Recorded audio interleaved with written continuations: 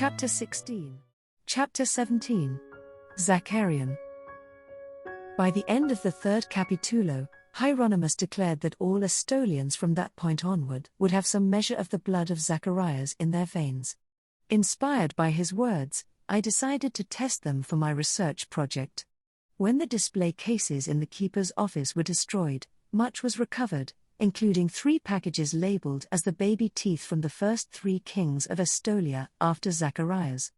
I extracted sufficient genetic material from them to sequence the DNA. Every Estolian I tested demonstrated some familial link with Zacharias. Serenity Barlow Zacarian, inscrito. The feast seemed to go on forever. Zacarian's attention was centered on Estolia to the exclusion of everything else. When Omador spoke to him, he looked away from her reluctantly, only then noticing that the clearing was empty. The remnants of the feast were gone, and the darkness was near complete beyond the circle of light cast by the dwindling bonfire. Omador settled a dish of fruit next to 2 goblets of Danieli wine. He recognized the fruit instantly, the poisonous fruit of Mayberry. In the darkness, Omador's voice was strong, assertive. The Mayberry is a gift from deity. Yes, everyone knows this. We use it to make purple dye.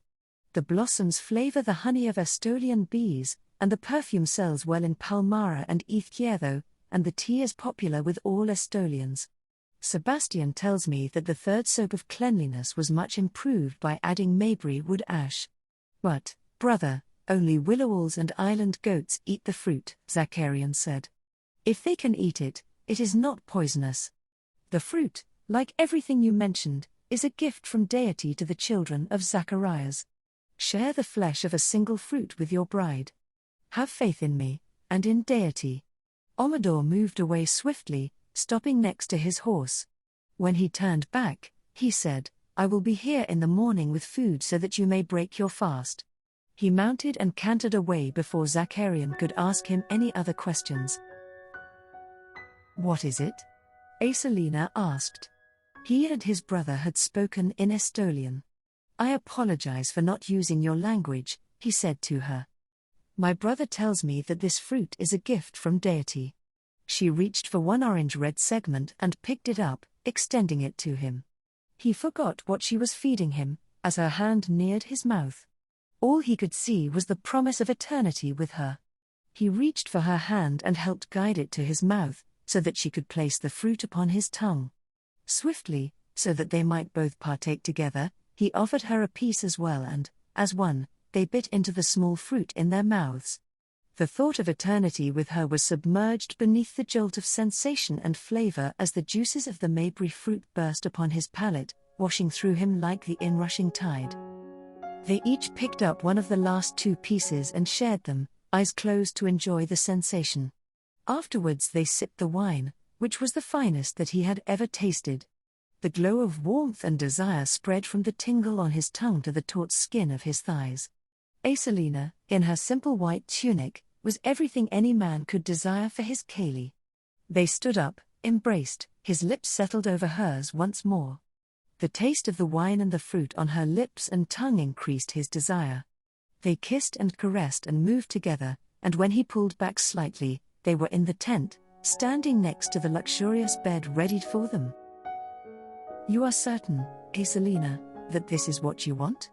Zacarian asked her. He had to be sure. To be my Kaylee. The keeper of my soul? My everything? Will you be mine, and take me as yours?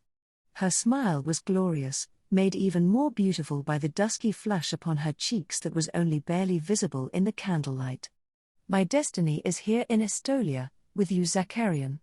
I knew this to be true from the time I was a very little girl. I told my father I would find my fortune and future on Pequeño. She pushed the straps of her dress off her shoulders, the entire garment slipped off her body.